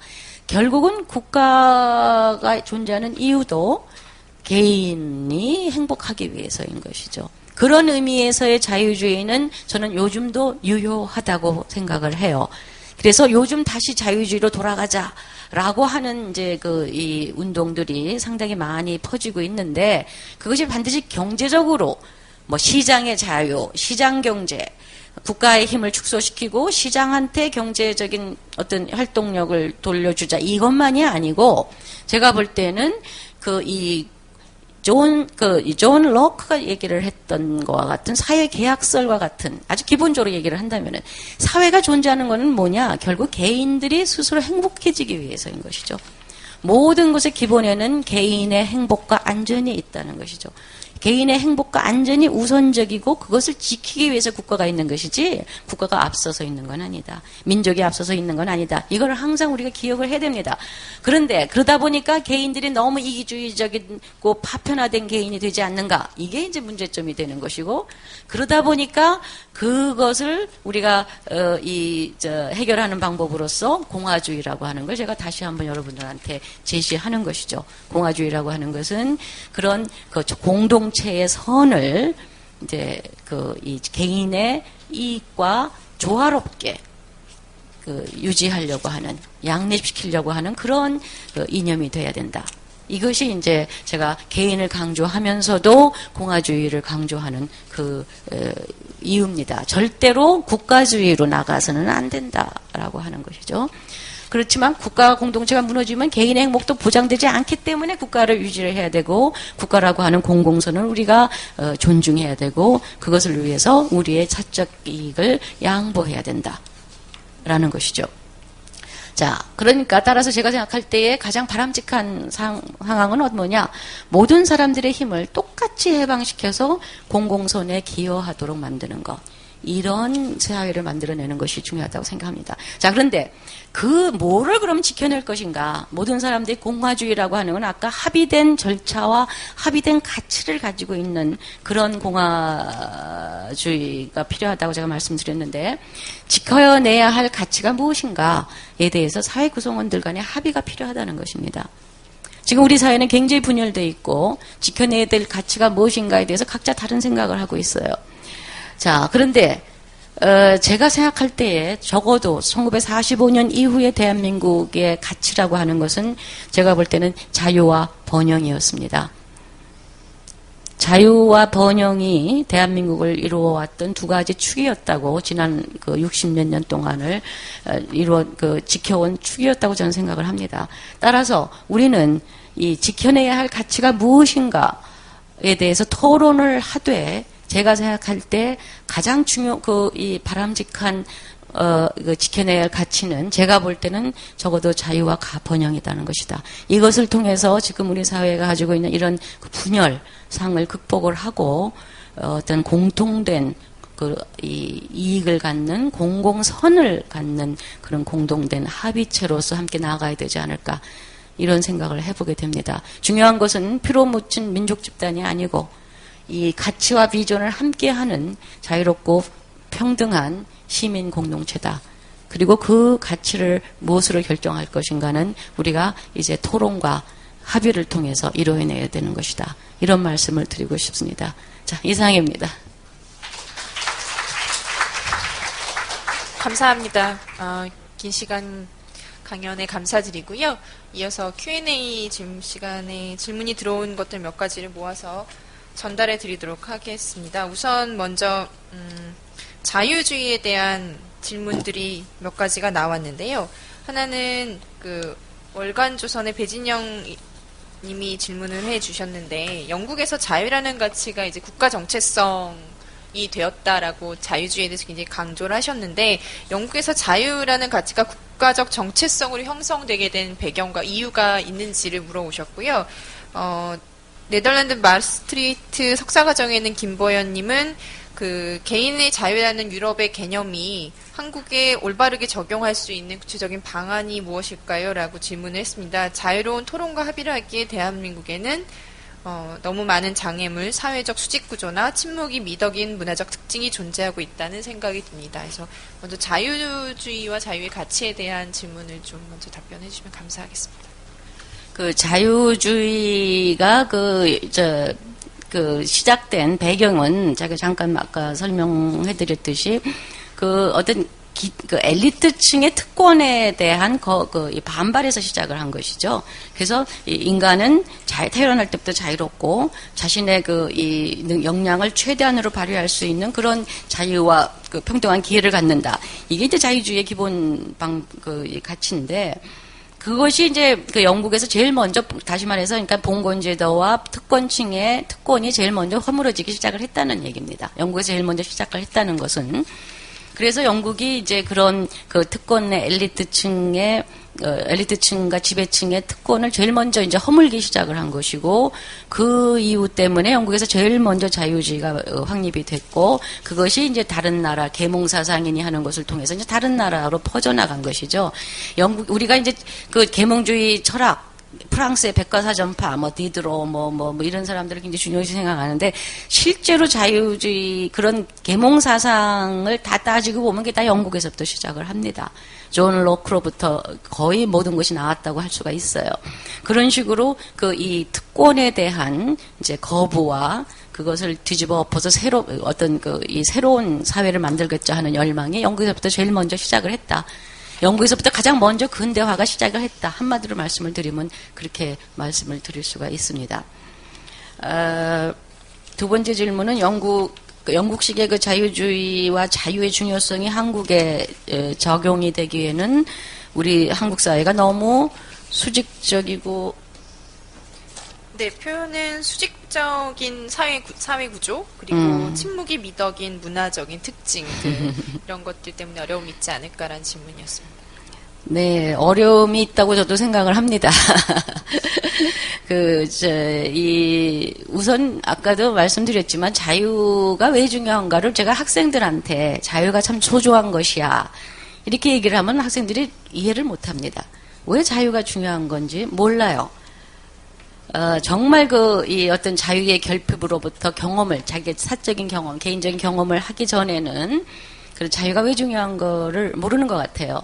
근데 우리의 모든 사회의 모든 구성원들이 다 그런 이 자유의 소중함을 아주 심각하게 깨닫는 그런 경험을 저는 못했던 것 같습니다. 그래서 저도 사실은 이걸 어떻게 풀어야 될지, 자유가 중요하고 자유주의가 중요한 개념이다라고 지금 여러 번 강조를 하지만 현실적으로 이걸 어떻게 도모할 것인지 저도 잘 모르겠습니다. 질문자가 한번 대답을 해주시면은 좋을 것 같아요. 어떤 아이디어가 있으신지. 그래서 제가 자유에 대해서 학생들한테 너희가 자유에 대해서 심각하게 생각할 때가 언제냐? 그러면 군대 갈 때요. 이렇게 대답을 합니다. 그때 외에는 자유가 왜 중요한지를 몰라요. 그리고 이제 갔다 오면 또 다시 이 사회에 그냥 적응해가지고 살고, 우르르 몰려가서 이제 회식하고, 우르르 몰려가서 점심 먹고, 이런 이제 어떤 획일적이고 단체적인 삶에 또 익숙해지게 되는 것이죠. 어떻게 해야 될까요? 저도 잘 모르겠습니다. 한번 함께 고민을 해봐야 될 문제일 것 같습니다. 예, 감사합니다. 두 번째 질문을 드릴게요. 근대화에 대한 질문들이 몇 가지가 나왔는데요. 하나는 이제 근대화 맹아론에 대한 얘기였습니다. 그래서 한국 역사에서 근대 과정이 없다고 말씀을 하셨는데, 이건 성균관대학교 글로벌 경영학과 이영진 학생이 질문을 했는데요. 한국 역사에서 근대 과정이 없다고 말씀하셨는데, 근대화 맹아론이라고 하는 한국사의 주장들, 즉 19세기 말의 조선에도 자생적으로 상업이 규제가 철폐되며 신분간층이 흐려졌고 광산업이 발달하여 자본이 생기고 있었다. 하지만 세계 열강시대 사이에서 낙태되었다는 주장에 대해서 어떻게 생각하시는지 궁금합니다. 맹아도 없었던 것인지, 아니면 맹아는 있었지만 근대화가 열강에 의해 건너뛰게 된 것인지 설명해 주시기 부탁드립니다. 이건 한국사 전공하신 분이 대답을 해주셔야 될 것 같은 약간 걱정이 있습니다만. 네. 제가 한국사를 전공을 하지 않았지만, 제가 몇 년 전에 해방 전후사의 재인식이라고 하는 책을 여러 교수들하고 편집을 해서 2권으로 낸 게 있습니다. 그 덕분에 제가 공부를 좀 했습니다. 그래서 이제 자본주의 맹아론에 대해서 이제 그때도 이제 많은 얘기가 오고 가고 했었는데, 1900년인가 제가 정확하게 연도는 기억을 못하지만, 그때 이제 최초의 이 센서스가, 하 선생님 혹시 아실지도 모르겠는데, 최초의 인구조사가 있었습니다. 그때 대한제국 시기에. 그때의 이 상공업에 종사하는 사람들의 전체 인구에서의 조속률이 제가 알기로는 0.1%가 안 됐습니다. 그럴 정도로 아주 미약한, 물론 굉장히 이 작은 힘이지만, 이제 광산이니 상공업이 이제 조금씩 발달을 하고 있었지만, 그 당시에 이 제한제국 시대의 이 그 인구 조사, 이제 이 직업 분류 이런 것에 의하면은 아주 미미한 것이었다라고 저는 알고 있습니다. 물론 식민지가 되지 않고 뭐 이렇게 자력의 힘으로 얼마든지 오랜 기간에 걸쳐서 이 근대화가 될 수가 있었겠죠. 적어도 하여튼 그 경제적인 의미에서 근대화가 될 수는 있었겠지만 지독히 하여튼 오랜 시간을 필요로 하는 과정이었을 것이다. 저는 그렇게 생각을 하고 굉장히 다른 형으로 우리의 근현대사가 이제 발전을 했겠죠. 전개가 됐겠죠. 그런데 그 근대화의 맹아도 없었다. 이렇게는 말을 할 수가 없지만 굉장히 미약한 맹아 있었다면은 굉장히 미약한 맹아가 아니었을까. 그렇게 저는 그렇게 판단을 합니다. 네, 감사합니다. 그 두 번째 질문은 질문들이 여러 개가 들어와서요. 네, 묶어서 질문을 한번 드려보겠습니다. 하나는 이제 근대화의 전형으로 영국의 길을 평가하고 계셨는데 이분의 핵심 질문은 그 자유주의와 공화주의가 22세기, 23세기에도 지속되는 유효한 가치일까요? 라는 질문을 하시면서 근대 이행기의 핵심 가치가 현재 탈근대 이행기라고 말을 하고 있는데 그 탈근대 이행기에도 그대로 적용될 것으로 보시는지 궁금합니다. 라는 질문 하나와 또 다른 질문 하나는 그 영국에서 최초로 진행된 민주주의, 뭐 과학기술, 자본주의를 가지고 현대 서양의 가치가 글로벌 스탠다드로 이끌어냈다고 말씀하신 것 같은데 이제 중국이 새로운 부상을 하게 되면서 만약에 중국이 그 제2의 부상을 이끌어지게 된다면 서양에서 유래한 현재의 글로벌 스탠다드가 무너지거나 혹은 수정될 여지가 있는지 선생님의 생각이 궁금하다는 질문이 있었습니다. 이 질문을 듣고 보니까 제가 상당히 근대론자 같은, 지금 하영순 선생님 앞에 계시지만 상당히 못마땅해 하실 것 같은 생각이 듭니다.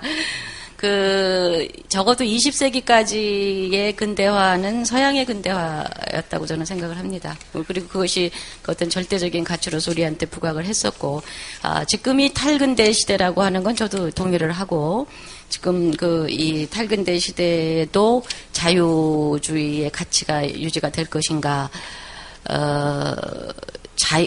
인간한테 자유가 중요하다는 건 저는 무슨 어떤 시대적인 어떤 그 단계에 따라서 바뀌는 가치가 아니라고 생각을 합니다. 2500년 전에 그리스에서도 마찬가지였고, 2500년 전에 중국에서도 마찬가지였을 것 같고, 그 개인이 역사의 어떤 주체가 된다. 라고 하는 거는 저는 그 역사가 지속되는 한 변하지 않을 거라고 생각을 해요. 그래서 22세기, 3세기에도 역시 저는 개인이 역사의 주체가 될 것이라고 저는 감히 생각을 합니다. 그렇지만 그 서양식의, 제가 지금 오늘 설명한 것과 같은 영국식의 그런 근대화의 과정, 이것이 이제 다른 나라들이 따라야 하는 전범으로 계속 남아있을 것인가? 그렇지는 않겠죠. 이 중국에 가는 길은 또 다를 것이고, 중국을 바라보면서 또 이제 아프리카의 어떤 나라가 또 근대화를 한다면은 중국과 영국과 한국을 또 바라보면서 또 어떤 제4의 모형을 가지고 또 갈 것이고, 저는 그렇게 생각은 되지요. 근데 어떤 식의 그 길을 갈 것인가, 그거는 그 상황에 따라서 사람들의 선택에 따라서 다를 거라고 생각을 하는데, 적어도 20세기까지의 그 근대화는 서양의 모델이었다는 건 사실이고, 앞으로는 그렇지는 않을 것이다.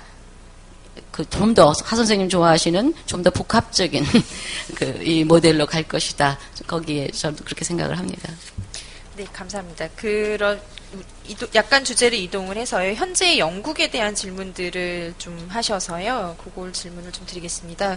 한국외교협회 김재범님 같은 경우에는 1970년대 박건상 동아일보 런던 특파원이 펴낸 영국을 생각한다 및 그 이후 영국을 생각한다에서 내다본 상황이 지금 현재에 얼마나 적중했다고 평가하시는지요? 라고 질문을 하시면서 그 이후 대처리즘의 출현과 성패는 향후 어떤 방향으로 발전될 것이며 브리티시 커먼웰스가 글로벌라이즈된 세상에서 어떤 역할을 수행할 수 있을지라는 질문을 하셨고요. 영국의 지속적인 번영과 인류 공영에 기여하는 공동체로 영국이 남게 될까요? 라는 질문을 하셨고요. 전 한국은행의 김창규 선생님 같은 경우는 유로존 질문을 하셨는데, 현재 문제가 되고 있는 유로존을 볼 때 영국은 유럽 커뮤니티 멤버이면서 아예 유로 통화에는 가입하지 않았는데, 이것이 재정 통합을 포함한 정치적 통합 문제와 단순한 통합 사이의 갭을 예상한 것인지 혹은 다른 이유가 있었는지에 대해서 질문을 하셨습니다. 예, 그 두 번째 질문부터 먼저 말씀을 드리면은, 영국인들이 이제 유로존에는 가입을 했지만, 유로존에 가입을 안 했죠. 그리고 유럽 통합에는 이제, 참여를 했지만, 그때 이제 굉장히 영국을 둘로 분열시킨, 정말 심각하게 분열시킨 것이 바로 이 이슈였어요. 유로존을 참여를 할 것인가 안 할 것인가. 근데 이제 두 가지 의견이 당연히 참여를 해야 된다는 사람들이 있고 안 해야 된다는 사람들이 있었는데, 참여를 해야 된다는 사람들의 그 주장은 뭐였느냐 하면은, 영국이 EEC가 옛날에 1950년대에 EEC가 만들어졌을 때 참여를 안 합니다. 프랑스와 독일이 이제 영국한테 참여하라고 이제 권유를 하는데, 그때 석탄 철강 이 공동체가 만들어졌을 때 참여를 하지 않습니다. 그러면서 이제 영국이 상대적으로 경제적인 쇠퇴를 경험을 하게 되죠. 그러니까 독일, 프랑스, 이태리, 룩셈부르크 3개국들이 1950년대, 60년대에 굉장히 급속한 속도로 경제적인 부흥을 이뤄냈을 때 영국은 상대적으로 상당히 침체했습니다. 그런 것이 결국은 이제 영국으로 하여금 이 유럽에 이제 다시 이렇게 유럽으로부터 거리를 두는 정책이 옳지 못했다라고 하는 역사적인 이제 교훈을 줬던 것이에요. 그래서 유로존이 시작을 했을 때도 적극적으로 이번에도 또 우리가 기회를 놓칠 수는 없다. 함께 가야 된다. 라고 하는 주장이 있었던 것이고, 또 한편으로는 영국 사람들이 굉장히 소중하게 생각하는 것이 영국인들 스스로의 어떤 이 국민 정체성입니다. 영국인들은 자기네들 스스로를 유럽인들이라고 생각하지 않아요. The continent. 여기저기, 네덜란드 오신 분이 아시겠지만, 대륙, 유럽, 이렇게까지 얘기를 하고 자기는 유럽에 속하지 않는다. 유럽에서 좀 떨어져 있다. 이런 아주 굉장한 자긍심을 가지고 있습니다. 그렇기 때문에 더군다나 주권을 유럽 통합이라고 하는 것에다가 맡긴다고 하는 것은 그건 있을 수 없는 것이다. 이게 영국인들이 아주 굉장히 뼛속 깊이 아주 강하게 가지고 있었던 확신이었기 때문에 정서죠, 확신보다도. 그렇기 때문에 유로존에 가입을 하느냐 안 하느냐 가지고 국론이 굉장히 분열이 됐습니다. 결국은 이제 가입하지 않는 것을 더 찬성하는 사람들이 많았고, 그래서 이제 결국은 이런 상태까지 왔는데, 지금 현재는 이제 가입하지 않은 거를, 유로존에 통합하지 않은 걸 굉장히 잘했다고 지금 평가를 하고 있죠, 현재는. 자, 그런데 이 경제적인 통합까지는 몰라도 주권, 정치적인 어떤 유럽 연방에 영국이 가입하는 거는 저는 거의 불가능할 거라고 저는 예상을 합니다. 그래서 그만큼 영국인들은 대륙으로부터 떨어져 있는 자기 정체성이라고 하는 거를 굉장히 강하게 가지고 있다. 영국 사람들은 아까도 얘기했지만 우리는 자유를 일찍부터 가지고 있었던 국민이고, 대륙 사람들은 전제정 밑에서 허덕이든, 혁명이니 뭐니 하는 것에 의해서 갈갈이 찢긴 나라 사람들, 이런 식으로 이제 어떤 생각을 가지고 있는 것이죠. 자, 박권상 선생이 저도 영국을 본다라는 책을 읽었는데 그 속에서 무슨 말을 했었던지 제가 기억이 안 납니다. 오래전 책이어서. 질문자가 질문하시는 내용이 뭔지를 잘 모르겠어요. 그래서 질문하신 분이 그럼 추가로 설명을 주실 수 있을까요? 잠시 무선 마이크.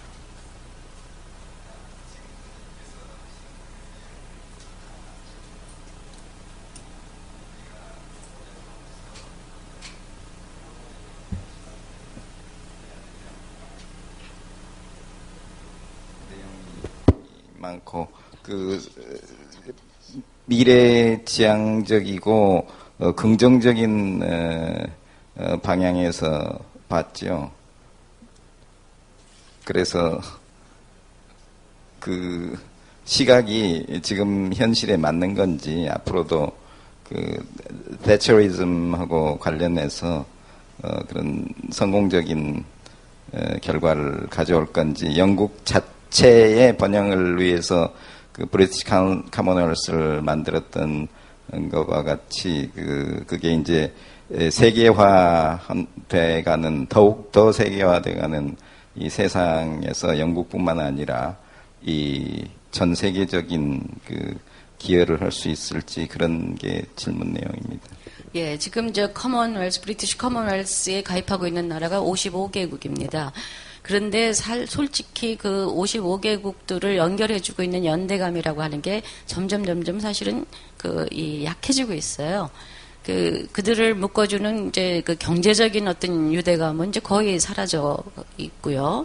그러니까 대표적으로 오스트리아, 오스트레일리아, 뉴질랜드, 캐나다 이게 전부 다 이제 중요한 영연방의 중요한 나라들인데 그다음 미국 경제권으로 이제 넘어가 있는 상태고 별로 그렇게 경제적으로는 도움이 되지를 않습니다. 제가 아까 EEC가 처음으로 유럽 석탄 철강 공동체라고 하는 게 처음 만들어졌을 때 영국이 가입하지 않았다 했는데 그 이유 중에 하나가 바로 이 커먼웰스 때문이에요. 영연방이 있으니까 우리는 50개가 넘는 이 영연방이 있으니까 그때는 50개가 넘지는 않았지만 우리가 나름대로 독자적인 독립적인 어떤 경제권을 이룰 수가 있을 것이다. 뭐 저런 6개 나라에 우리가 가담을 하나 이런 생각이 아주 지배적이었습니다. 그랬는데 실제로 그 커먼웰스라고 하는 것이 영국이 바라는 대로 정도의 그런 어떤 독립적인 경제권을 이루지를 못했어요. 활동을 그런 식으로 못했습니다. 점점 더 약해져 가고 있고 지금 현재 커먼웰스를 이루고 있는 사람들이 가장 유대감을 갖는다면 영어라고 하는 것이죠. 영어가 세상을 지배하는 세상에서 그리고 영어라고 하는 거 그다음에 영국인들이 남겨놓은 제도, 법 이것이 오히려 경제적인 것보다는 훨씬 더 커먼웰스의 모든 국가들을 이뤄내는 그런 유대시켜주는 그런 어떤 끈이라고 저는 생각을 합니다. 최근에 제가 본 어떤 국제정치 쪽의 논문이었는데 영국의 영연방, 영국의 식민지였던 나라에서 민주주의와 경제 발전이 훨씬 더 빨리 진행이 된다라고 하는 거를 이제 굉장히 많은 나라들의 사례를 이렇게 연구를 해서 연구한 그런 논문이 있었습니다. 요즘은 영국이 남겨놓은 어떤 철도, 영국이 남겨놓은 무슨 경제적인 어떤 시장 뭐 이런 것보다는 오히려 제도, 언어 이거를 더 강조를 하는 그것이 더 중요하게 평가받는 그런 것이라고 생각을 하고 그런 의미에서 이 영어와 영국인들이 남겨놓은 제도와 법 그거는 뭐 21세기가 지날 때까지도 좋은 영향을 미치지 않을까 저는 그렇게 생각을 합니다. 영국이 대처리즘을 겪으면서 어떤 사회가 됐는가 한 말씀만 드린다면은 이 대처로 인해서 굉장히 대처 이전의 영국과 대처 이후의 영국은 전혀 다르다는 것에 거의 모든 사람들이 동의를 하죠. 대처 이후의 영국이 훨씬 더 효율적인 나라가 됐습니다. 훨씬 더 효율적인 나라가 됐는데 문제는 뭐냐? 훨씬 더 살기 힘든 나라가 됐다는 것이죠. 훨씬 더 사람들이 서로 경쟁하고 서로 이 분열돼 있고 어떤 의미에서 보면 좀 파편화돼 있고 이런 나라가 됐습니다. 대표적으로 영국이 여러분들 알다시피 복지제도라고 하는 게 이제 보편적 복지국가라고 하는 걸 제일 먼저 만들어낸 나라가 바로 영국이죠. 1946년부터 시작을 해서 Universal Welfare State라고 하는 거를 만들어내는데 그것이 지난 몇십 년 동안 아주 잘 작동을 해왔습니다. 그런데 제가 요즘에 이제 연구를 좀 해보니까 이를테면 영국 사람들이 제일 중요하게 생각하는 게 National Health Insurance예요. 그래서 국민 건강 서비스라고 하는 거 모든 사람들이 똑같이 동등하게 이 자산에 무슨 뭐의 성별에 뭐의 나이에 아무 상관없이 모든 사람들이 동등하게 이 의료 혜택을 받는 나라가 바로 영국인데 요즘에 이제 그 내부에서조차도 그렇게 모든 사람들이 자긍심을 가지고 있었던 국민 의료 서비스에서조차도 이제 의견의 분열이 나타나요. 근데 대표적인 게 바로 뭐냐? 이런 얘기입니다. 어떤 사람은 열심히 자기 건강 관리를 해가지고 국민 의료보험 서비스에 별로 도움을 안 받아요. 어떤 사람들은 매일 맥도날드 햄버거 먹고 운동도 안 하고 이렇게 살이 쪄서 이제 모든 병을 다 달고 다니죠. 그 사람한테는 1년에 엄청나게 많은 의료 서비스 병비가 들어갑니다. 과연 내가 저 사람하고 같은 사회에서 똑같은 보험료 내고 똑같은 세금 내고 저 사람에 저렇게 이 무절제한 삶을 내가 책임을 져야 되는가? 라고 하는 의구심을 갖는 국민들이 점점 늘어나고 있다는 것이죠. 그것이 저는 thatcher 이전의 영국과 이후의 영국의 아주 그 차이를 극명하게 보여주는 것이라고 생각을 합니다. thatcher 이전의 영국인들은 아마 그런 생각 별로 안 하고 살았을 거예요. thatcher 이후의 영국 사람들이 이제 그런 생각을 하게 됐다는 것. 어떤 면에서 보면 굉장히 효율적인 나라가 됐는데 어떤 면에서 보면은 좀 각박한 나라가 됐다. 박관선 선생이 그런 얘기를 거기다 쓰셨는지 저는 기억은 못합니다만. 예. 네, 감사합니다. 잠시 광고 말씀드리면요. 위키트리에서 현재 같이 이 강연을 보시고 계신 분들이 200명을 넘어섰다고 하시네요. 그분들도 질문이 있으시면 올려주시면 감사하겠습니다. 그 추가 질문인데요. 그 김미영 님이 질문을 하셨는데 식민지를 넓혀갔던 영국의 패권주의에 대해서 조금 더 설명을 해주시길 부탁드립니다. 그래서 식민지라고 개인의 존엄성을 중시하면서 다른 나라 식민지 국민의 존엄성을 짓밟은 이중성이 있다는 비판에 대해서 어떻게 생각하시는지에 대해 의견 부탁드립니다. 그 영국이 제국주의를 그러니까 일본의 제국주의하고 영국의 제국주의는 굉장히 다릅니다. 일본의 제국주의는 이제 국가가 나서서 주도적으로 이제 이 제국을 팽창한 대표적인 경우인데 영국은 나라가 나서서 국가가 나서서 제국을 팽창하려고 하지는 않았어요. 그 영국의 제국주의의 주범들은 누구냐 하면은 상인들, 선교사들 뭐 이런 사람들이었어요. 무역하는 사람들. 이런 사람들이 이제 다니면서 이 인도가 대표적인 것이죠. 동인도 회사라고 하는 회사는 나라에서 영국 정부가 파견한 그런 이 식민지 뭐라 그럴까 정복단이 아닙니다. 이 상인들이 이 인도하의 무역을 하기를 원하는 상인들이 자신들이 이제 먼저 거기에 가서 상업을 활동을 하다 보니까 뭐가 필요해요? 그 당시 굉장히 험난한 이제 해적이 난무를 하는 이런 세상이니까 군대가 필요하고 그러니까 이제 동인도 회사 군대를 갖게 되고 그러다가 이제 또 이제 상업을 활동을 하다 보니까 이제 원주민들하고 갈등이 있게 되고 그러니까 이제 뭐라 그럴까요? 통치를 이제 하게 되는 거죠. 조금씩. 이런 식으로 이제 동인도 회사가 마치 정부와 같은 역할을 하게 되고 그 정부가 이제 하다가 잘 못하니까 국가가 할 수 없이 그래 우리가 맡아서 하자. 뭐 이렇게 돼서 이제 인도가 정식으로 영국의 식민지가 되는 게 1858년입니다. 이런 식으로 아프리카에서도 많은 경우에 일단 민간인들이 먼저 갑니다. 민간인들이 먼저 가서 상업활동을 하고 선교활동을 하고 이러다가 트러블이 생기고 그러다 보면 할 수 없이 정부가 군대를 파견을 하게 되고 또 어쩔 수 없이 직접 통치를 하게 되고 이런 식으로 영제국이 팽창을 했습니다. 그렇기 때문에 프랑스나 일본의 그 어떤 국가가 주도하는 그 제국하고는 굉장히 달랐어요. 제가 그렇다고 해서 뭐 영국 제국이 그래서 굉장히 선의의 것이다 이렇게 말하는 건 절대 아니고 단지 그 형태가 달랐고 따라서 그 영국인들이 개인적으로 이 국내에서 생각하는 자유롭고 평등한 시민 공동체라고 하는 자유의 가치와 그 식민지에서의 그들의 행태가 달랐다는 건 너무 당연한 겁니다. 그거는 당연한 것이죠. 그 조지 오웰이라고 하는 유명한 소설가가 있죠. 최근에 평전도 나왔지만, 조지 오웰도 버마에 주둔했던 식민지 관료였어요. 경찰이었습니다. 그 사람이 쓴 글 같은 거를 보면은 얼마나 자신은 스스로 사회주의자라고 하면서 자신이 믿고 있는 가치와 자기가 원주민들을 대할 때의 모순된 위선과를 사이에서 나타나는 괴로움, 이거를 굉장히 적나라하게 잘 쓰고 있습니다. 자, 그래서 제가 이 식민지에서의 자유의 박탈이라고 하는 데에 대해서 굉장히 고민했던 지식인들도 있고, 선량한 사람들도 있었고, 그런 사람들을 원주민들을 전혀 자기들과 동급의 인간으로 보지 않았던 그런 사람들도 물론 많이 있었고, 이런 상태에서 굉장히 복합적인 그런 어떤 영국인들을 어떤 대표하는 영국인들은 그래서 나쁜 사악한 제국주의자야. 영국인들은 참 선량한 양심적인 이 사람들이야. 이렇게 저는 일률적으로 말을 할 수가 없다고 생각을 합니다.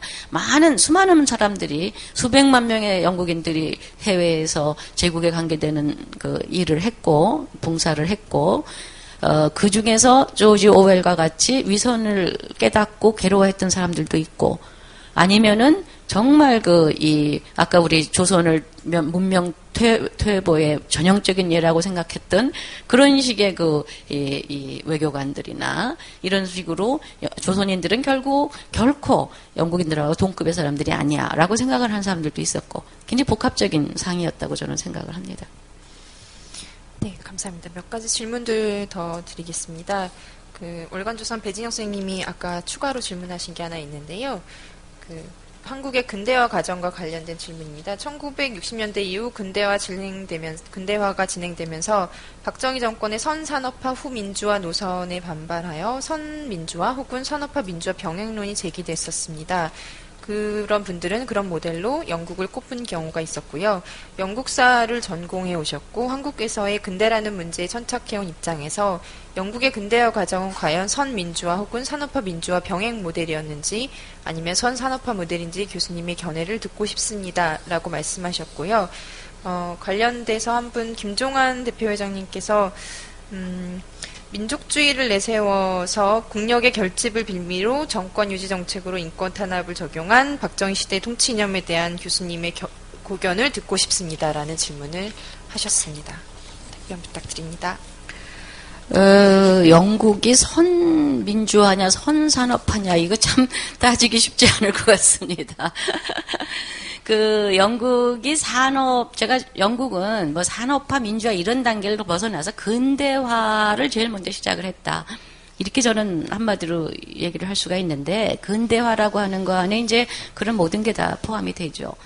이 경제적으로는 산업이 발달을 하고, 또 정치적으로는 민주주의가 이제 확립을 하고, 뭐 이런 모든 것들을 근대화라고 하는 하나의 말로 이제 얘기를 할 수가 있을 텐데, 영국은 그런 모든 것들을 제일 먼저 시작한 나라임은 확실합니다. 그래서 이 학자에 따라서는 영국에서 개인이 중요하다고 제가 이제 개인의 자유, 개인의 존엄성, 개인주의가 제일 먼저 이제 중요시된 나라 영국이다 이런 말씀을 드렸는데 그 영국에서 그런 개인주의가 확립하기 시작한 때가 언제냐? 이게 이제 사실 굉장히 중요하죠. 영국이 그렇게 개인주의가 제일 먼저 발달을 했으면 언제부터 제일 먼저 발달했냐. 어떤 학자들은 그걸 12세기까지로 올라갑니다. 12세기에 이미 우리가 이제 암흑의 시대, 봉건 시대, 이 봉건 시대에는 무슨 모든 것이 이제 공동의 것이죠. 토지도 공동의 것이고 모든 게 다 공동의 것이고 이럴 때에 영국이 개인주의가 시작이 됐다라고 하는 건 굉장히 획기적인 이 주장이었고 거기에 대해서 엄청나게 많은 논란이 있었는데 요즘은 그 의견이 받아들여지고 있습니다. 왜냐하면은 그 증거로서 맥팔레인이라고 하는 그 유명한 학자인데 그 사람이 제기한 것이 바로 뭐냐 하면은 재산을 이 농민들이 자신이 보유하고 있었던 그 땅의 경작권을 이제 사고 팔았다는 것입니다. 그것이 이제 개인주의의 시작이다. 그러니까 이제 자신이 소유하는 게 아니고 보유하고 있던 소작인이 다시 말해서 얘기하면 소작인이 자신이 경작하고 있는 땅을 이제 소작 관계가 끝나면 다시 지주한테 돌려줘야 되는 것인데 그 관계가 아니고 그 경작권을 자기들끼리 서로 사고 팔았다. 그러면서 궁극적으로는 그것이 사유화됐다. 라고 하는 것에서 영국의 개인주의의 발단을 부는 것이에요. 굉장히 획기적인 논란이었고, 그렇게 12세기까지 거슬러 올라가서 영국 개인주의가 발달을 했다. 이렇게 이제 얘기를 하는 것이죠, 학계에서는. 자, 그러니까 그게 선산업화냐, 선민주화냐, 이런 어떤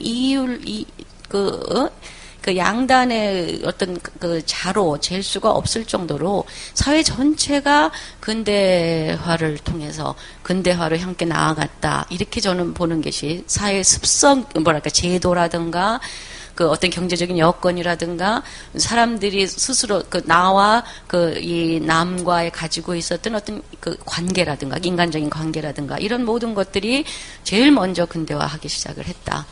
그것이 이제 그 모든 것을 결정졌다. 저는 그렇게 생각을 합니다.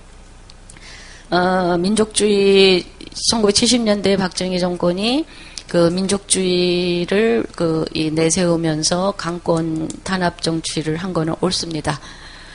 저는 어쩔 수 없이 그것이 이 북한 체제 하에서 지금의 북한하고 1970년대 북한은 굉장히 다르죠. 그러니까 제가 이제 김신조의 그때 아마 고등학교를 이제 시험을 보고 집에서 놀 때였던 것 같아요. 1.2.1 사태가.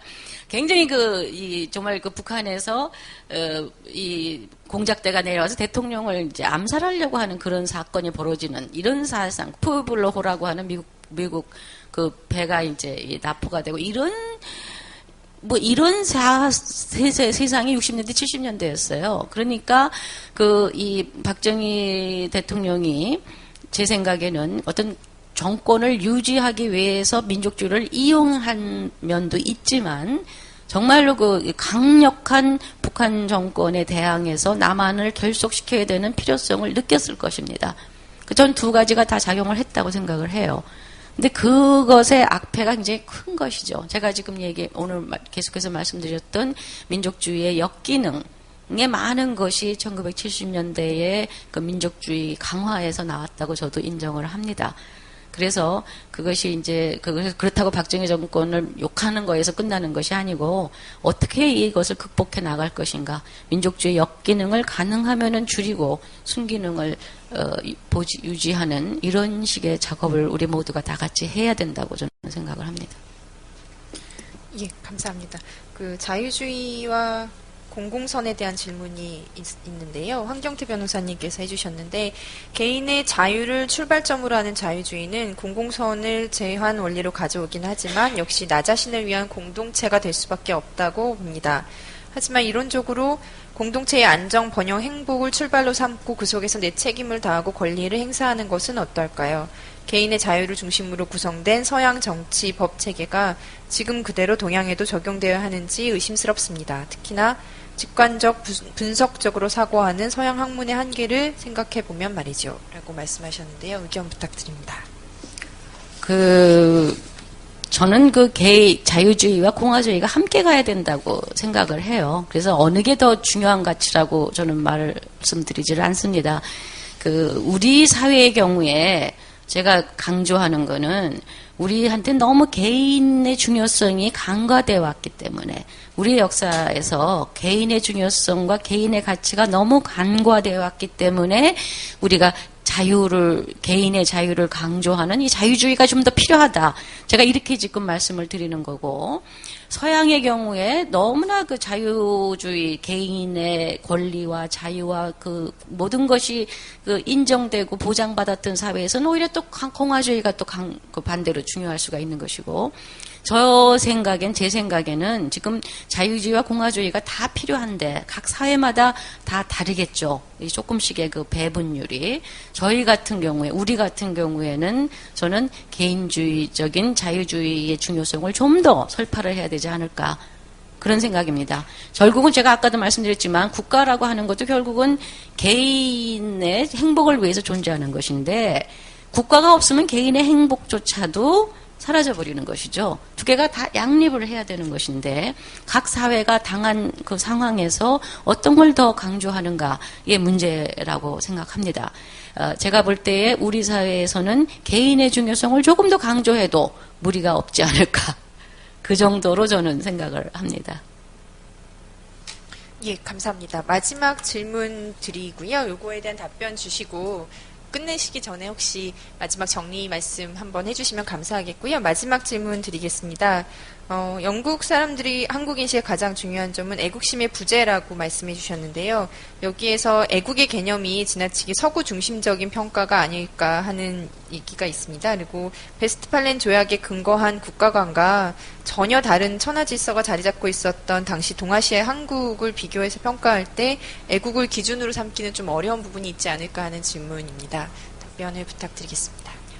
그 좋은 지적이라고 생각을 합니다. 물론 서양의 그 오래된 그 국가의 그 역사와 경험과 그 조선의 그 국가가 다르죠. 그런데 이제 그 애국이라고 했을 때에 그 아마 이제 국가에 대한 서양의 경우에 애국이라고 하는 건 이제 국가 이 정권이나 어떤 왕조하고는 이제 별도의 어떤 국가에 대한 그 존경심과 애정을 애국이라고 했을 텐데 우리의 경우에 이제 그런 게 전혀 없다는 것이죠. 그런데 그것이 없을 뿐만 아니고 왕조에 대한 존경과 애정도 없었다는 것입니다. 그런 포괄적인 의미에서의 애국심. 그러니까 고종이 이제 이 왕위에서 이제, 그러니까 나라가 합방이 되고, 1919년에 고종의 장례식에 대한 이제 묘사가 좀 있는데, 제가 이제 본 사료에 의하면은 전혀 눈물을 흘리지를 않습니다. 그냥 유학자들이, 지방에서 이제 올라온 유학자들이 이제 이 고종의 죽음을 그냥 애도하는 정도지, 일반 대중들은 전혀 고종의 그 죽음을 애도하지를 않아요. 그런 것이 이제 바로 왕조에 대한 왕조가 이제 국가를 대변했다고 친다면은 이 조선적인 의미에서 그런 그 왕조에 대한 애정조차도 별로 발견을 할 수가 없었다. 저는 그렇게 확신을 합니다. 네, 감사합니다. 그 강연을 마치기에 앞서서 마지막으로 하시고 싶은 말씀이 있으신지요? 별로 말씀 더 드릴 건 없고 너무 그냥 다 아시는 얘기를 제가 너무 수준 낮게 이렇게 말씀을 드려서 죄송하다는 말씀만 마지막으로 드리겠습니다. 감사합니다.